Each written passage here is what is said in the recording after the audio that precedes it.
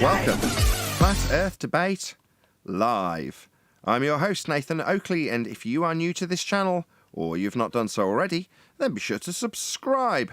Hit the bell notification icon and join button if you'd like to become a Nathan Oakley 1980 channel member and keep up to date with the Flat Earth Debate. If you would like to support the channel, there is a super chat that runs alongside each of these shows while they are live, and there's also a PayPal, Patreon and crypto link in the info box below the video. Most importantly, if you'd like to join the discussion, simply mute the page you are currently watching, then click the link in the info box below this video to join the panel and express your views on the nature of Earth. If you do join, please don't swear. If you do, you'll be ejected. And if you are, please don't try to rejoin the stream using stock accounts. You'll be warmly welcome back on the next stream. Please also share the show on social media. Sharing the show obviously increases the live audience, but this in turn increases the chances of a more diverse panel, so please share the show on Facebook and Twitter. One last time, if you're new to the channel, or you've not done so already, then be sure to subscribe, hit the bell notification icon and join button to keep up to date with the Flat Earth Debate. Now, we are joined by 10th Man, Father of a Stolen Child, the Adam Meakin, who else we got? Mitchell from Australia, Neil, did I say everybody? And a whole bunch of people in Discord. Welcome one and all. Eli as well, I think, is in there. Good morning. Hello. Hey, good afternoon. Good afternoon. Everyone. Good evening. Good evening, wherever you may be. Good to have you all. Any evidence of physical geometric sphere edge horizon, formerly known as the curve of the Earth? No, absolutely none. It's all optical, not physical. Well, on that question, on the horizon is a point where the sky and Earth seem to merge. Why would the mathematics for this Earth curve not include mathematics for things merging?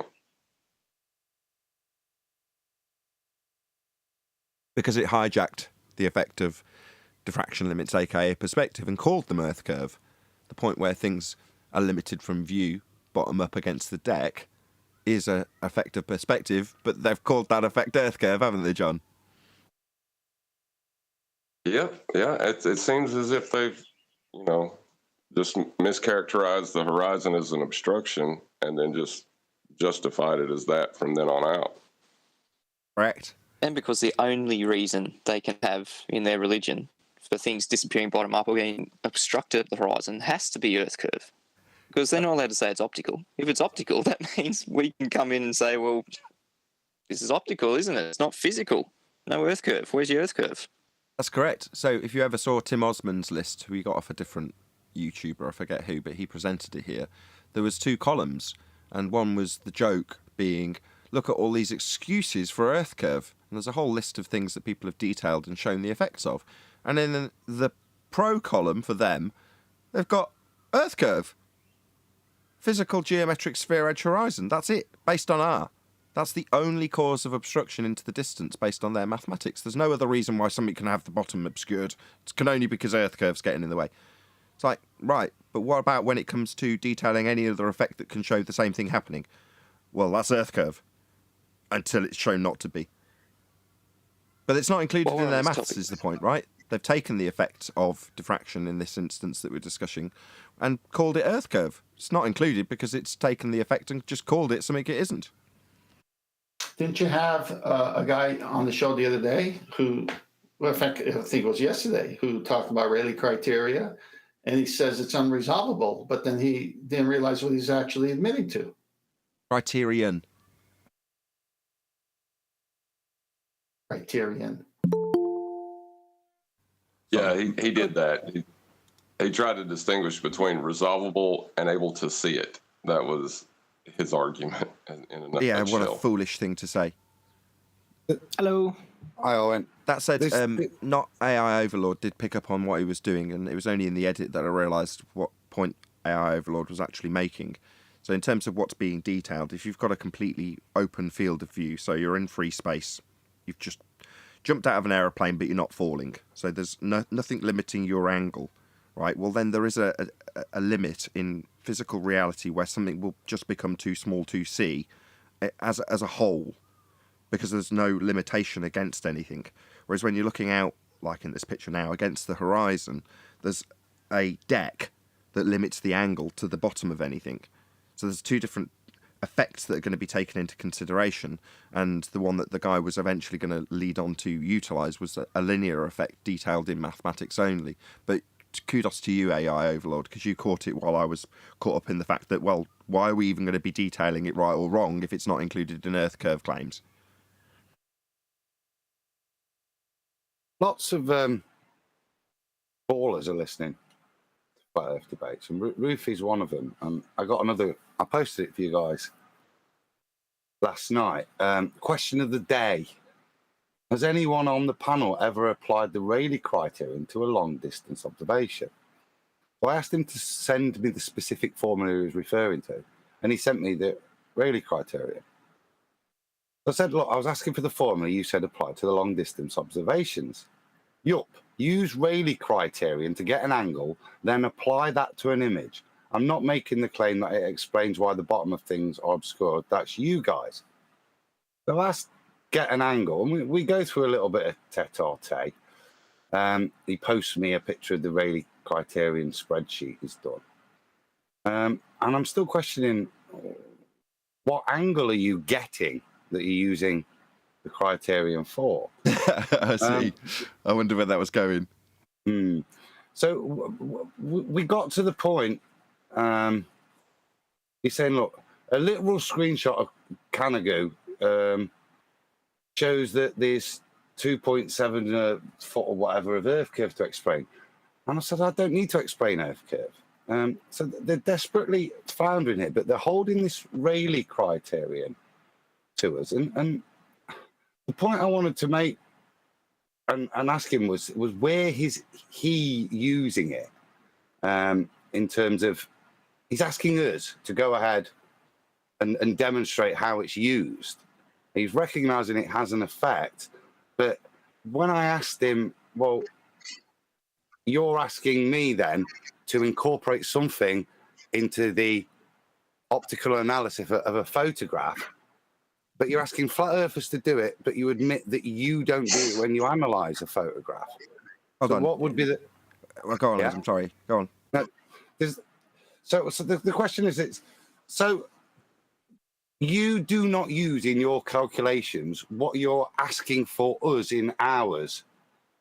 Is this the gist of your point, really? If he's refused to answer the question, but that does seem to be their route of attack now with Rayleigh criterion, is to prove that it has no value, is to say, well, flat earthers haven't shown it in multiple complex calculations along with other stuff. And when I retorted, well, have you? No, because they just use orthographic view, as far as I can tell. So it's an odd line of attack for us to have to demonstrate something in a optical analysis that they don't even do themselves. Okay. And if we haven't done it, then the Earth's a ball. It's a burden of proof reversal fallacy Yes. and a false dichotomy fallacy, but we'll get into that. AI Overlord, I think, wants to add something. Go ahead. We just did that yesterday in the form of a joke. Like, what did the baller say to the flat earther about a phenomenon? How would you explain it?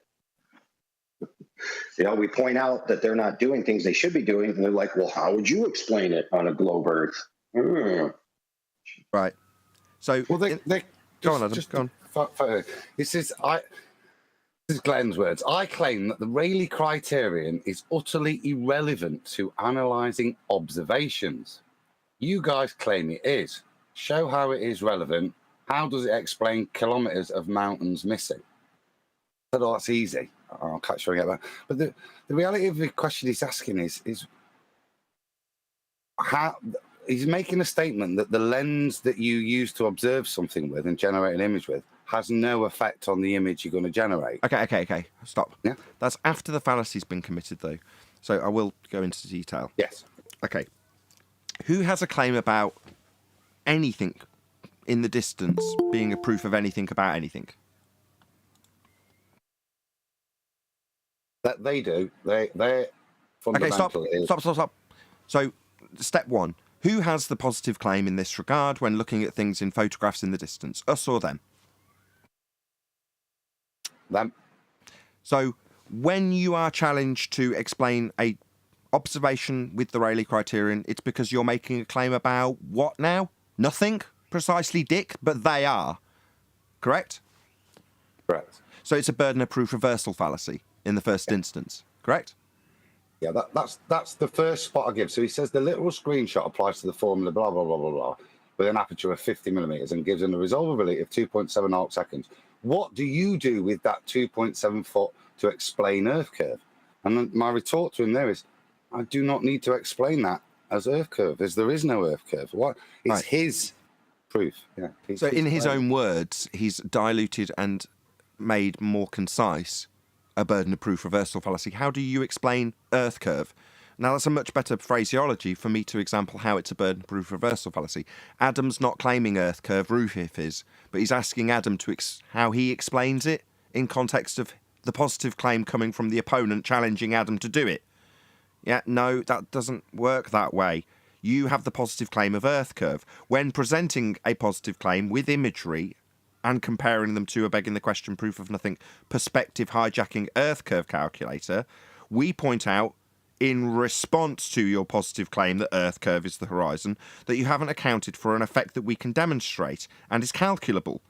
Now that is a response to your positive assertion that the horizon's Earth curve, therefore it's up to you to justify why you, in your positive claim for Earth curve at the horizon, doesn't account for this effect that can cause bottom-up obstruction when limited angles are induced against the deck. Now your Earth curve maths has taken that and hijacked it. Now that's your positive claim for your Earth curve at your horizon that you need to defend. Not ask us, in the next fallacy, a false dichotomy fallacy, why we have an explanation that should or shouldn't work. We're making no claims about the horizon on the flat Earth side of the argument. Now what we do have a positive claim about is the elevation angle. That's our positive claim. If you want to challenge us in that regard, feel free. That's a positive claim we make now. Not been many up until now, but now we've got one, you can feel free to challenge it. But you do have the positive claim in this instance when it comes to Earth curve. You're the one making the claim. If you're going to claim Earth curve's the horizon, why aren't you accounting for a diffraction limit? Shouldn't that be part of the maths when you're looking at a bloody photograph? You are looking at a photograph and you are claiming it's Earth curve at the horizon you see. How do we explain it? We don't. We just pull apart how your crap argument doesn't include perspective when it should. You're looking at pictures. We have perspective. Pictures have perspective. Perspective is a part of life. If you're going to claim that things disappear into the distance only because an Earth curve obstruction gets in the way, then you're going to have some explaining to do when we show that there's an effect that can induce the same thing that's not included in your maths. End of argument. Earth curve maths are void. On that topic, Nathan, could I present a video or present Of course you can. Adam's That's what we're screen, 'cause waiting he's for. got This is the big build-up. That's segue perfectly into what I'm about to present. Well, Adam's presenting anyway. So, point to the horizon. Obviously, it's the point where the sky meets the sea. It's got to be there. Is it physical Earth curvature edge? Is that thing there going to be blocking the sun when its sun rises? Why is the sun rising up here? Why is it not being blocked by that horizon? Is the horizon obstructing the sun?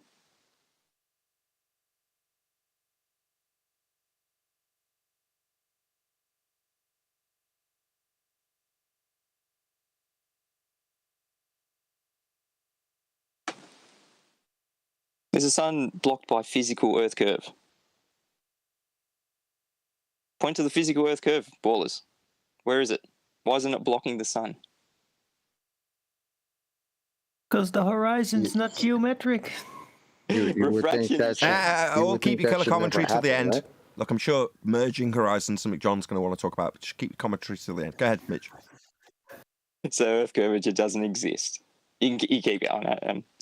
And this is great footage too. I can't claim this footage. This is my actual wife. She was videoing the sunrise, and I was like, keep going.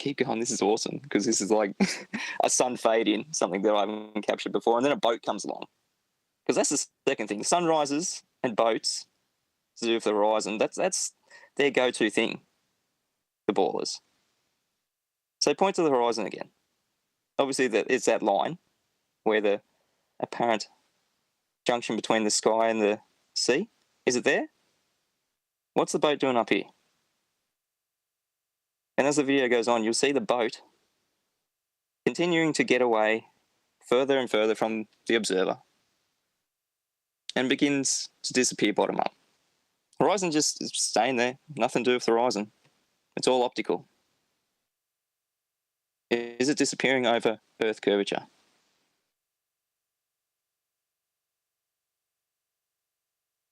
As it just keeps getting further and further from the observer, I keep asking the question, is the horizon physical Earth curve? Is it the physical edge of a sphere? Because that's the claim. That the physical edge of the sphere is the horizon and it's physically blocking things. We get told that the boat will go over the horizon. It'll get physically blocked from the bottom up.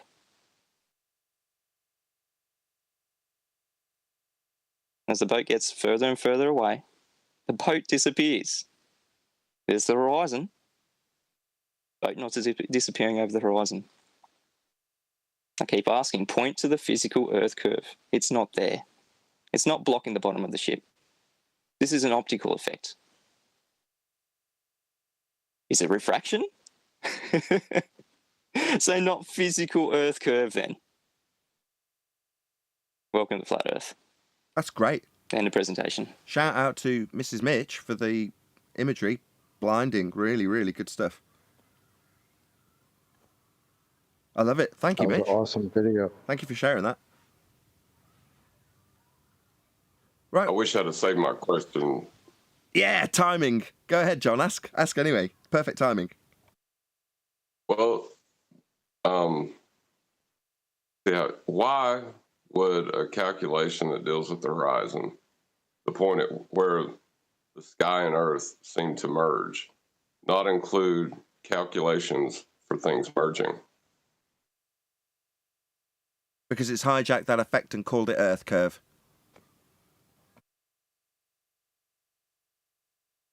Yeah, it's Excellent. probably best not to leave an open question like that. I thought you were going to point out the subtlety of the question in terms of the definition of a horizon, the apparent location where the sky meets the ground or sea. However, the apparent location where the sky merges with the ground or sea would be a more appropriate definition. It's just a subtle difference, but that I think more accurately describes what we're seeing as a point where things seem to merge. AI Good morning, Overlord? guys. Hey, Chocolate. Did you want to add something? AI Overlord?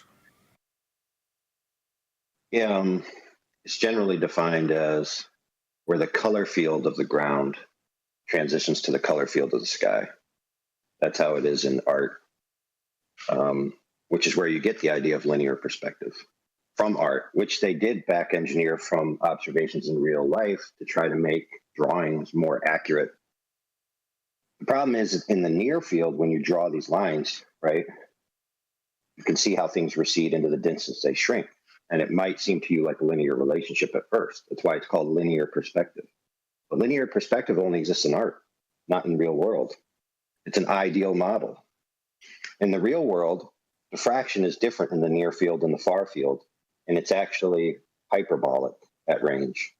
It doesn't follow a complete linear track out into the distance forever, right? It accelerates towards the end as things approach 0 degrees in your field of view. Now, you could find this out just by watching some MIT lectures, right, from guys talking about it. We've talked about these concepts 5, even 6 years ago, they've been out. Guys like Ruhif have been in the game that whole time. Why have they been ignoring it this entire time? Well, we all know the answer. Because if they go out and do a demonstration to themselves that this effect can necessarily cause the bottoms of things to disappear, then their one core claim, which, by the way, is an experiential claim. What I mean by that is it's something that they can do that in their mind tells them that they have literally seen the Earth curve. I see the bottom of something disappear, therefore I've seen Earth curve. That's what they claim. Guys like M. Scott Beach, guys like Zanuck, when they're pressed into a corner, what's your real proof of the globe? That is the proof that they provide because it's the only thing that they've actually experienced in their lifetime. So if you actually go out and draw these angles out and figure out that the bottom of a thing can disappear without Earth curve being present, that core claim is removed from your brain and your mind and your thought process and even your religious seal. So it behooves people like Ruhif to completely ignore it for years and years and years until he's finally put into a corner. And you're right, we have been talking about it for years and years. So YouTube, shout out to him. He mirrored the entirety of Red Pill Philosophy, Ranty Flat Earth, and myself talking with Life is Short. And he just took it, I chunked it out into 3 or 4, maybe even 5 different sections. But a very, very in-depth discussion. You talk about going to MIT. You know, he did it with practical examples and went into depths that you couldn't begin to imagine. You know, like I say, the amount of research, just summarising the research he did took about 6 hours. But yeah, we were covering it in detail. But as I highlighted to Adam at the start of the show, what is the point? Are we making a claim beyond the folly of knowing how your world presents itself to you optically? Which is fascinating. I'm sure we all agree, right? Very interesting. But only interesting because there's a positive claim that the horizon's Earth curve. But for that fact, I wouldn't be looking at it or caring. Now, I do, and I don't make any claims about it, but I'm always being charged to give an explanation within, for example, the Rayleigh criterion for why something occurs when that occurrence is only ever being claimed as being one thing, Earth curve. So there's no positive assertion for me to defend, and the fact that we've looked into it is only the case because we fell victim to a false dichotomy fallacy that somehow we had to justify what the horizon was. No, we've never had to do that. Ever. We have. We now know we're better for it, and everything we've presented has been ignored and just stuck on a list as excuses for not being Earth curve, because it's the only positive assertion they make. So that's why they have to stick their head in the sand for 5 straight years over it, people like Ruhif, because they've only got one claim in their column. Earth curve blocked the bottom of that boat in this image. That's the only positive claim they can make. They don't say that now. They say it's the cause of Earth curve or the results of Earth curve. Yeah, that's the same thing, Neil. Rephrasing it doesn't make it any other claim when you start bringing out the calculator and showing that there's an X with the word horizon marked at a tangent point with a hidden value beyond that point. That's their claim in the first instance, regardless of their phraseology. And just rearranging the phraseology, well, it's as an effect of Earth curve. What, the bottom of the boat being blocked? yeah, that's your claim. It just doesn't account for perspective. Well, they changed the phraseology on everything, if you think about it. Going back to Mitch's video real quick, this thing with the sun rising and not touching the horizon, that's a bit of a problem, right? Being that the sunrise and sunset are claimed to be cause of the Earth curve because of the... hold on. But yeah, that's exactly correct, Chocolate. I mean, what excuse have they got? They've only got Earth curve. They've only got the horizon. It's the sun's rising and it's above the horizon, but it's not being obscured by the horizon. How do you explain it, ballers? It's a big problem. Well, how do they explain it? They explain it as being Earth curve, and once you debunk it, well, Black Swan. You know, beyond the bonus of somebody coming in yesterday to try and argue the toss about geometric limitations at the horizon for boats to fall over, while simultaneously telling us all about diffraction limit. Very useful, by the way, you clown. Yeah, well, beyond that useful folly, there's 5 years out of date. You know, the horizon being at a geometric limitation to boats and buildings can be mathematically debunked by way of modus tollens. You just show that the horizon's beyond the limitations of its physical nature as a physical obstruction for boats to fall over, as absurd as it is to suggest that.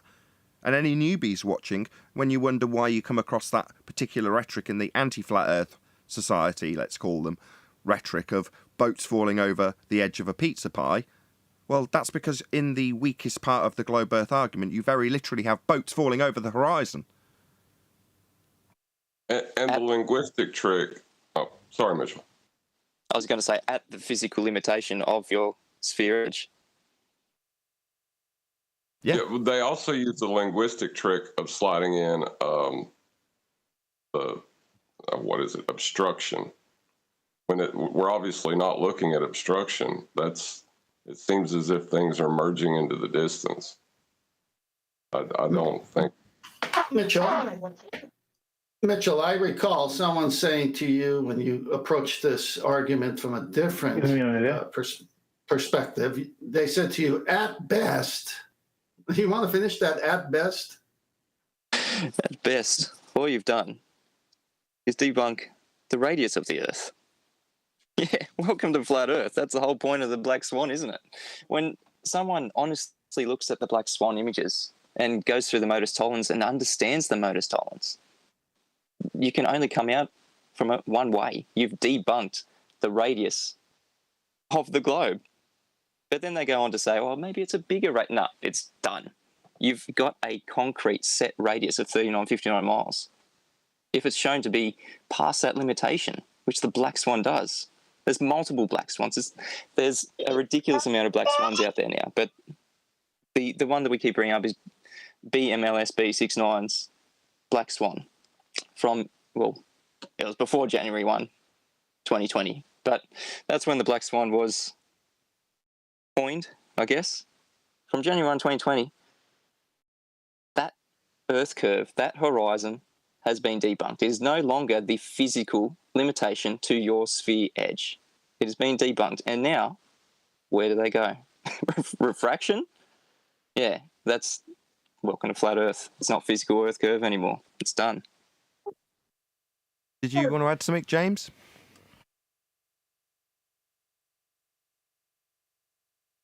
James King 09.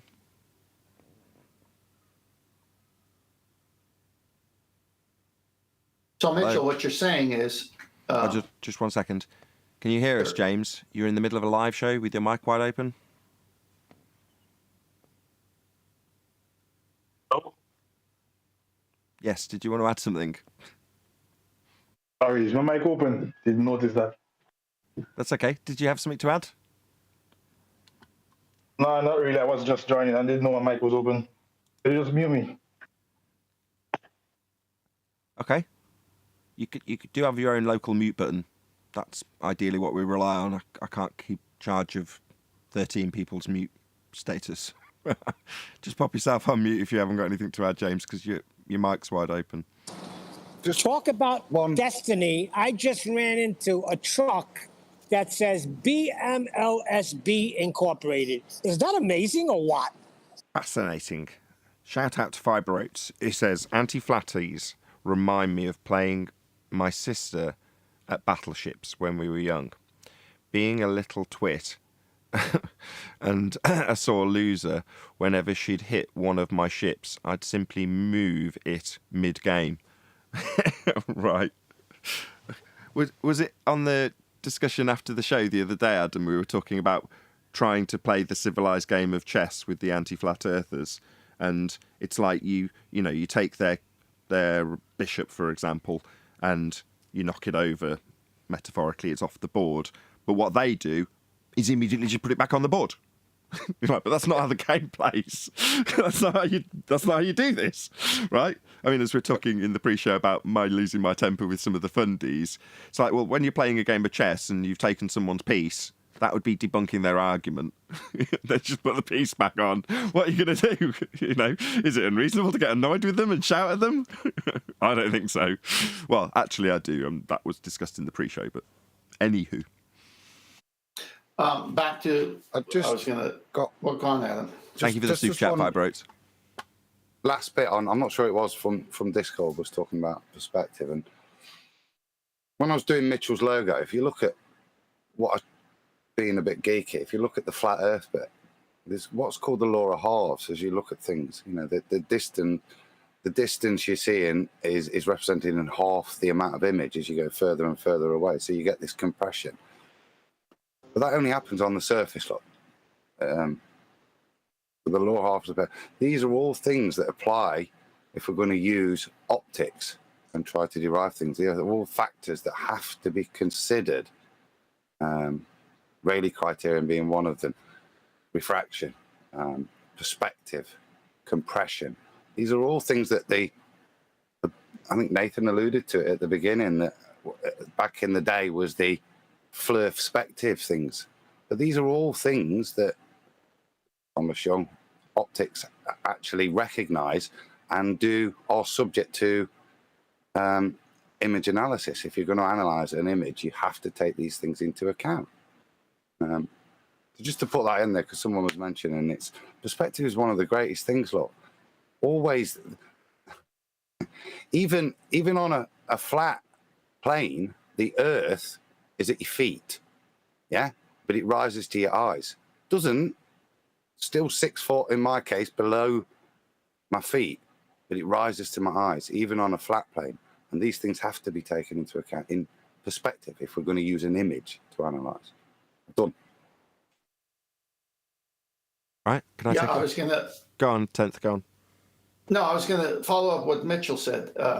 So you said your wife took this video, Mitchell? Yeah, she did. Yeah. I take it from the seashore, or what was her height? Yeah, just the shoreline. She's about 5 foot tall, so about 5 foot, I guess. Okay, so at 5 feet, Earth curve based on observer's height would have to start by the mathematics according to the radius of 3959, and that's an easy enough number to get. Would you agree? If Earth was curved. Absolutely, it's in their maths, isn't it? Yeah. So since the video shows otherwise, then this is the beauty of the black swan. It's gone beyond its limitation, and that's why that modus solens is so great. And it's such a deadly argument because they keep saying Earth curve is the horizon, and the horizon is Earth curve. And here, as I'm watching this video, and if your wife is, say, 5 feet something, that curvature has to be well in front of that boat and that sun, and yet we see otherwise. It's like the good old days. It's like the good old days, isn't it, Adam? And that boat and that horizon and blah, blah, blah. Shout out to, just one sec, another shout out to Fiber Oats. He says, P.S. I vote for an R rating. Yeah, I don't know if that's an in-joke. I can't remember how much we discussed of that in the live show so far, but yeah, check out the pre-show to get the context of that super chat. Thank you very much indeed, Fiber Oats. It is worth just Nathan just said it there, tongue in cheek, but it is worth reiterating what we're doing here, how we're humouring them. This is their claim, you know, and we're laughing at it, but this is their claim, and this is the best evidence we've got. So really discussing it, we are just letting them, if you use that analogy, let them to bring their queen out on the first move in a chess game. It's not allowed. It's begging the question.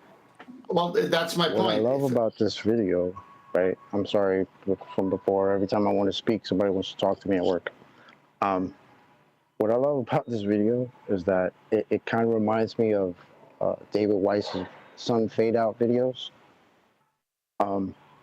If the cause of the sunrise and sunset is the rotation of the Earth, right, and the Earth curve is supposed to block that or cause that to happen, how is the sun ever going to rise or set without touching the horizon?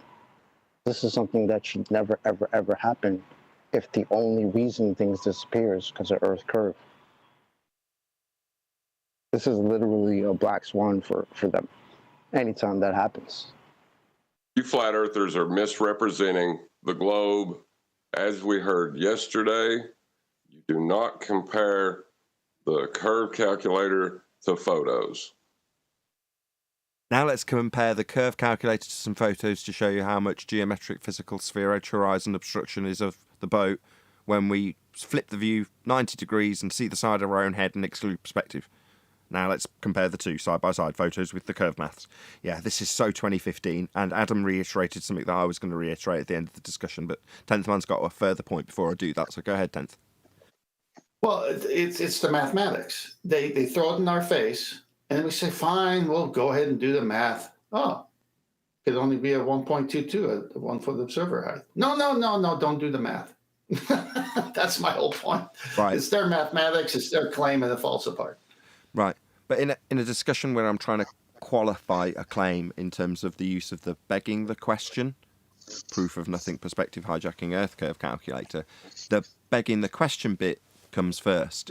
So the moment we step into this argument and start discussing what the curve calculator should or shouldn't present as a physical geometric sphere edge called Earth curve, formerly the horizon before 2020, you have to step into their begging the question fallacy that the curve maths means something. And the problem with that is it leads actual flat earthers to make statements such as, we see too far. And the too far bit is nonsense, because it's only contextualised with a physical limitation of the horizon if it's Earth curve at a distance laid down in those maths. So when you see beyond that distance laid down in those maths, the psychology is so deeply ingrained in people of the limitation that they say we see too far. Like, no, we just see. This is just a boat. If, for the sake of argument, the Earth curve math said that that boat should have gone 3 miles ago, and you could show that it definitely was beyond the limitations of a sphere edge horizon, aka a black swan, who cares when you're comparing it to a physical limitation you're automatically assuming the horizon is and qualifying where it should be and how much it should or shouldn't block things, and if it's not blocking them when it should be, you're seeing too far? No, there's just a boat in the distance. Because I don't need to make any claims about it. The only claim on the table is the claim that that's the Earth curve limitation, the sphere edge, the boat's falling over. That's the only positive claim being made. We debunked it long ago, just by pointing out that the horizon being assumed as an Earth curve edge in the first instance with the black swan when it's beyond the limitations of the geometry of a sphere edge. So it's definitely not a sphere edge. Conclusively not a sphere edge. And if you rewind the clock to 2015, our arguments were just as concise. The begging the question proof of nothing perspective hijacking Earth curve calculator has taken the effects of objects getting too small into the distance to resolve, and that limitation based on angular relationships against the deck will cause it to happen at the deck first, due to the limited angle being the most severe against the deck. Well, that's been called Earth curve, has it? That was our 2015 argument. Now we just say the horizon's not Earth curve. We can show it's not the Earth curve. It's on screen right now. We've only got one horizon, and the horizon in the begging the question, proof of nothing, perspective hijacking Earth curve maths was, past tense prior to 2020, geometric. Not anymore. Refraction, they all say now. Well, what's the boat falling over physically to measure how much it's hidden by? It's blocked by the refraction, isn't it? Well, that's not geometric Earth curve. Your whole premise, your whole claim, your globe claim in the first instance is that the horizon's Earth curve blocking boats. You want to relinquish that, you relinquish your entirety, the entirety of your sphere Earth religion. That's what your claim is based on. The horizon's Earth curve if you're a globed. No, it isn't.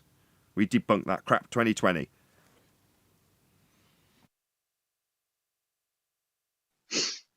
Let's say, for the sake of argument, that they decide to create a new Earth curve calculator that takes in all these factors that are on the right-hand column that we talk about for the past 6 years. And they put that in, you'll then have a disparity between that model and various observations, to which, to save their model, they must induce more optical effects, being even greater refraction. So, for example, there'll be even more of things missing, because there'll be the compounding factor of the Earth curve that they assume, plus all the other factors. So they'll then have to create a refraction that opens up that missing part so you can see it in an observation to maintain their model. Been there, done that, got the... Hold on, AI overlords. No offence. Been there, done that, got the T-shirt, and Ruhif is our example. So Ruhif specifically told us you could have infinite over our refraction. So once you're into the begging the question of a sphere Earth, or beneath your feet effect that creates the horizon, then you've assumed R, and you can assume atmosphere and assume sphere-shaped air at an infinite rate if it's flat enough to be infinite over R refraction. So we've already got that from them. That mathematics isn't applicable, Nathan. Well, they haven't got R. They got R from a flat plane, which invalidates the claim of sphere-shaped air and sphere-shaped ground creating the horizon. It's a complete mess at the moment, thanks to the elevation angle argument, John. Absolutely correct. And this is where they have a fair criticism of the flat earthers by saying that we're not representing the globe correctly. And that's true from their point of view, because we're not representing it as an ideal model that's reified. We're representing it as a contrast of reality, which they don't do. Yeah, and that's a problem, because at the higher echelons of globe faith, the priests, for example, the one that Wakey Wakey spoke to, would explain in no uncertain terms that if there's an issue with the model, then you just change the model. It doesn't matter that the rest of the world, who are deeply ingrained into anti-flat earth rhetoric, actually think they've got the model beneath their feet. Now, at some conscious level, that particular professor, or whatever she was, may or may not reify the actual sphere Earth into the ground beneath her feet, but at a verbal level, she understands and can detail that if there's an issue with a model, you just alter the model. But it's not the ground. Doesn't matter. You're not physically changing the ground if there's an issue with a model. But they reify it, don't they? The anti-flat earthers think the world's actually a sphere because a model is compared to the ground they stand on when they measure a few flat earth angles from it. Personally, I loved it when she said that. It was so funny because it was just like, oh, look how flippantly you could just say, oh, we just changed them out. Oh, okay. That's cool until you realize you're not talking to a fellow glober. Then all of a sudden you get very upset about that. So that was one of my favorite things when I first started listening to the show. Nathan would say, we don't live on a model. I mean, just those few words, like, we do not live on a model. Well, they consider it a work in progress, right? Like they think they know certain things, but they're always building on this knowledge, they believe. Like, never mind that the fundamental principle we've built this on is absolutely false, demonstrably false. Let's just keep building. Well, that statement's not quite true anymore, though, is it, John? Because the fundamental premise that they've built their religion of the sphere Earth on was a flat plane. Yeah, that's why the elevation angle fact is so triggering to them, and they won't even address it because it's the foundations of both arguments. Indeed. There's no quarrel when it comes to the establishment of their sphere Earth using flat Earth angle measurements, because that's how the description is for both them and us. Prior to now, we've been saying, well, we can do it both ways then, can't we? Now, if I was the metaphorical overlord of this discussion, I'd be rubbing my hands together. Oh, wonderful. What's that you say? You can explain it as part of the false dichotomy fallacy and argue how you can do it on a flat plane and they can do it on a sphere Earth, missing the fact that to get to the sphere Earth bit, they had to measure the flat bit. So their method includes your method. Therefore, you could go forth with your method and just leave their method out of it because they insert an R value to the flat method they're using. And where did they get the R value, you ask? Oh, well, they got that from the flat plane too. God, why didn't we spot this in 2015? Smokescreen design. I watched your video and praised you for your highlighting of the insertion of the R value that I could demonstrate they begged the question of. However, you, me, and everyone else around us never spotted the fact that they also took a flat Earth angle measurement and then put R in. They had to measure it flat first. Why didn't we spot this? I can't believe it. Yeah, it's part of the psychology of begging the question, because you can keep someone within your paradigm and argue within your paradigm. So because you're arguing within a sphere Earth paradigm, when you measure a flat Earth, it doesn't matter. Well, you're still measuring a flat Earth on a sphere. Magic. It's part of the mugging off. As we investigate more and more, it was only a year ago the Al-Biruni Horizon experiment that it dawned on me that he was working from a flat baseline to calculate how high his mountain was. Didn't spot that straight away. It's only as you look at it more and more, and the sextant really opened our eyes to this. Where are these things being derived from? What are the geometric considerations that you have to be able to derive them and relate them to the surface? That's the weirdest parallel. Now, as we've got Mitch here, Adam, sorry to cut you off. So Mitch put out a video where some Aussies were talking about Al-Biruni, and they're like, I was going to take the piss out of Aussies, so I'll save the accent. They were saying you don't have to become flat earthers now when we point out that Al-Biruni first measured the height off a flat plane. Now, they're apologising for it to a mainstream audience. We didn't spot it. They're apologising for it. Isn't that nuts? Apologetics recognise the issue, don't they? but it's interesting that they feel the need to make the disclaimer. And then, Didn't when you QE say say something- keep letting them talk? Who was that? QE that said just keep letting them talk. It's when you say something, you could hear it when you say it. You're like, oh my god, I've just said we have to treat the Earth as if it's flat. Of course, it's not going to be flat though, so I have to correct myself. Don't think it's flat, but we have to just treat it as flat, and then we get the elevation angles, and then we can measure the radius. So it's all good.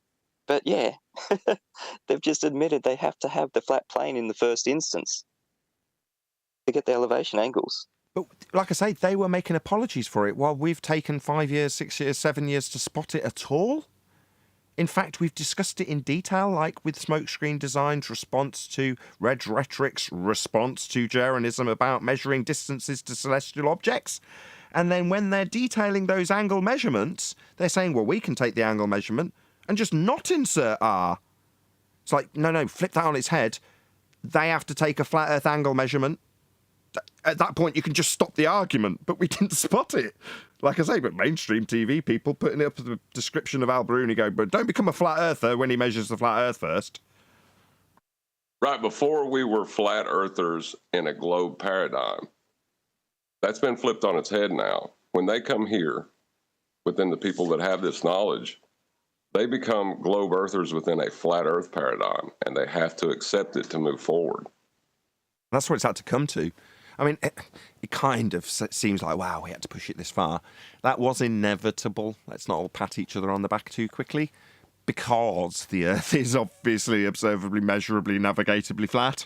So from the perspective of which way it's going to swing in terms of the way the argument's going to flow, yes, that's the inevitable.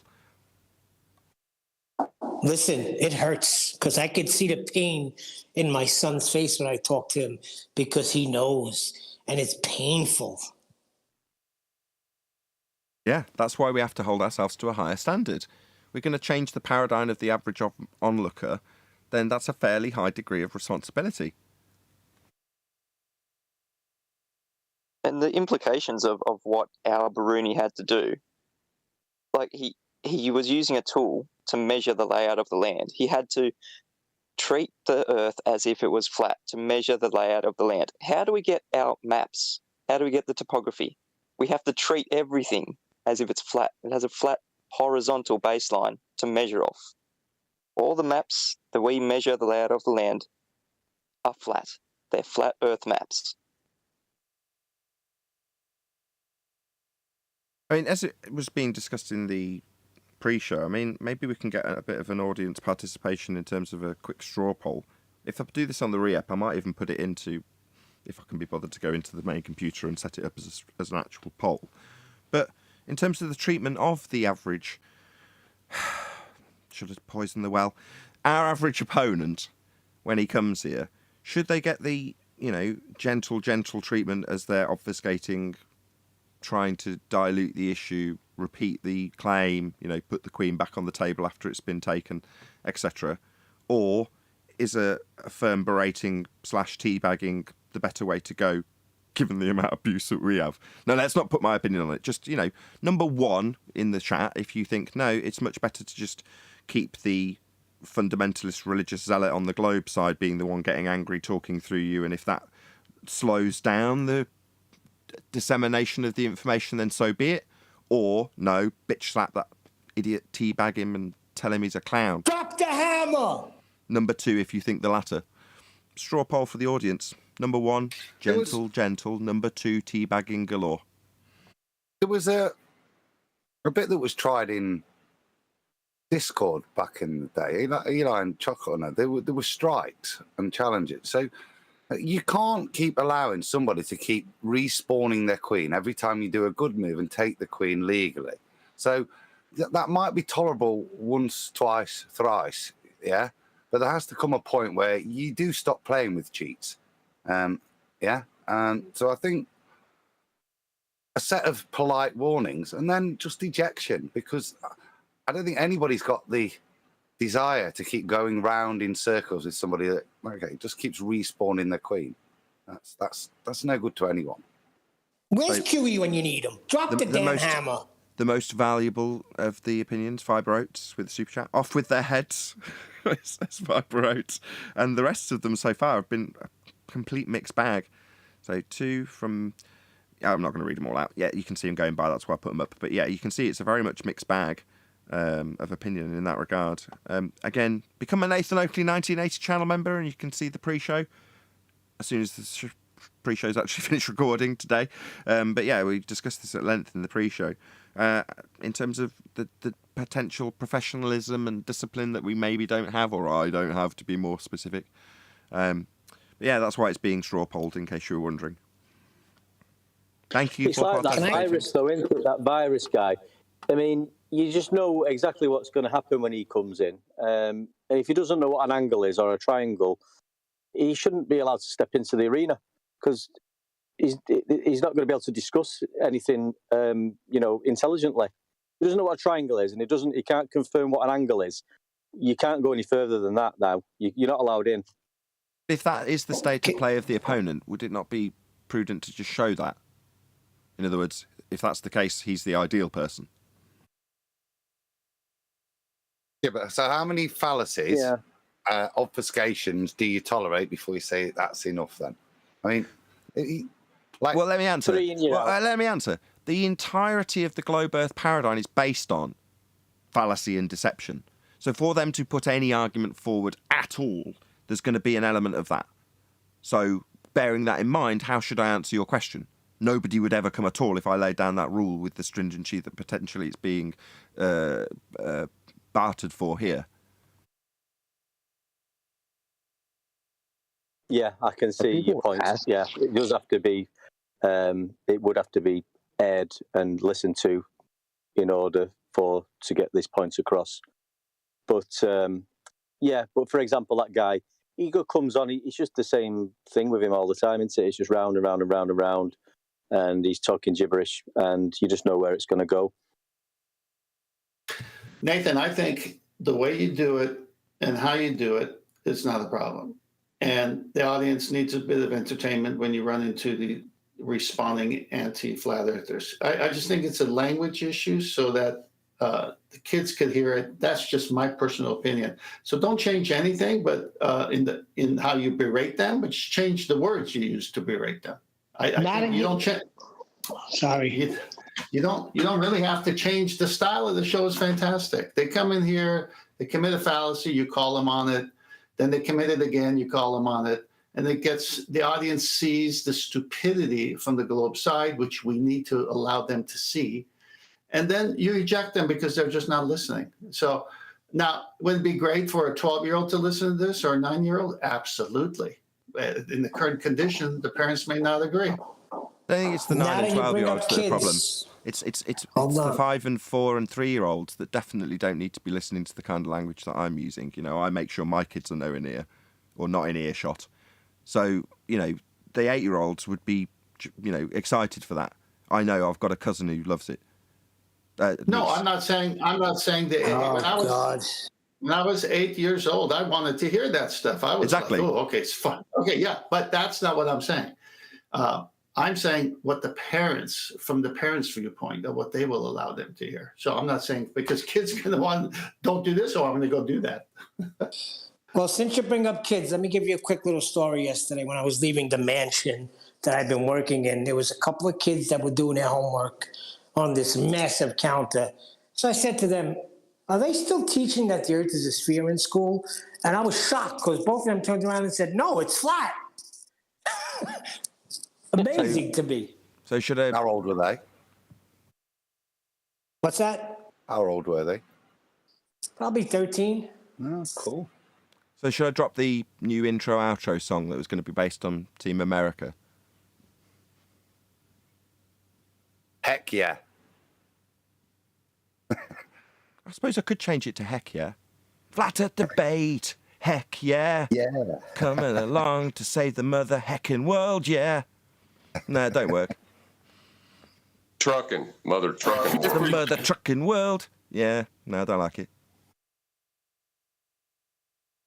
How about flipping? Change the mother. No, I don't like that either. No, we'll scrap it. We'll stick with the original. That satisfies. No, the swearing. Just got to cut down on it. We're not Notice holding that our we've breaths. We've had no ballers today, and there's been no swearing. True. Yeah, let's not beat around the bush, though. The person that typically ends up swearing is me, isn't it? You know, that is the number one criticism I cannot refute in the comments. They're like, he opens the show by saying, please don't swear, and it's usually him that is. Yeah, you're right. It's total hypocrisy.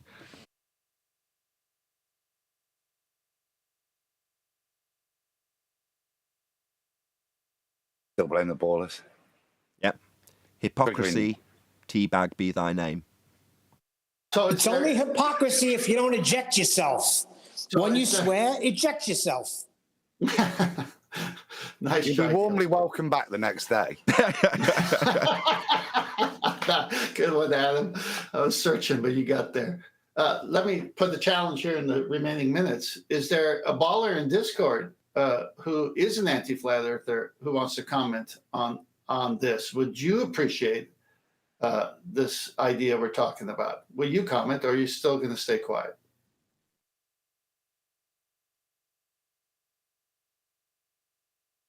I'm a baller and I feel incredibly mistreated when I come here. I should be allowed to beg the question. Oh, No, well, thank you you for shouldn't. offering that. Thank you. Obviously, they're boycotting. Yeah. No, they're not you boycotting. should.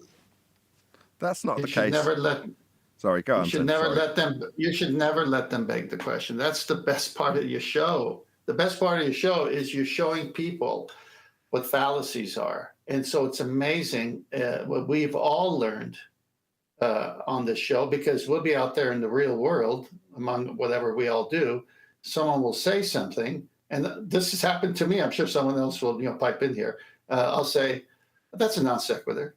It's like I never would say that before this show. I would just say, "Look, you're changing the subject. You're going somewhere else." Now it's like, that's a non sequitur. I'm not even going to give you one more second. And it's like, what? What's a non sequitur? Yeah, I'm like that. I'm only just getting used to some of these red herring words and things. I never used them or came across them. So yeah, it's like I said before, it's a great show and you do learn a lot. It is entertaining. I'd just come for the salty balls rubbing on the head. Really. Right, let's stop that. That's outrageous. Right, shout out to Fibroach says, thanks a lot, 10th. Swearing brings ... good karma, ? Yes? Checks out? Yes, I'm sure it does check out, Fibroach. Thank you very much indeed for the super chat. And John has a question. Sent to super chat. Is John wearing camo hat? He sounds like he is. I don't know. Are you wearing a camo hat? Strange question. It's my southern accent. I'm guessing she assumes I'm like a redneck.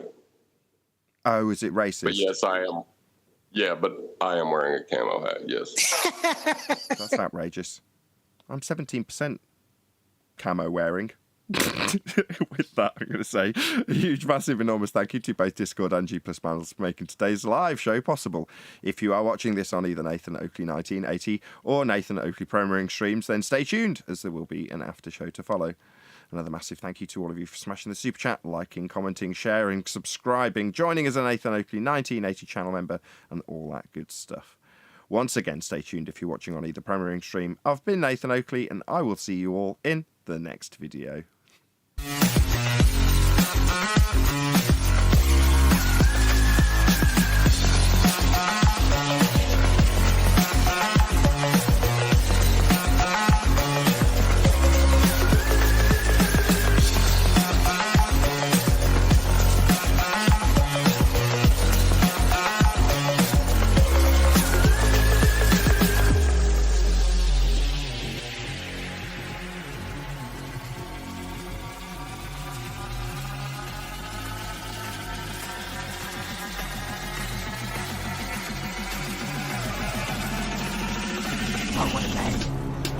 Shout out to Fiver Oats for hitting the super chat just as the live show was ending. It says the only thing bad about Nathan reaming a lying flat earther is the resemblance to any Mel Gibson movie. Thank you very much indeed for smashing the super chat right at the end, Fiver Oats. Really appreciate the support.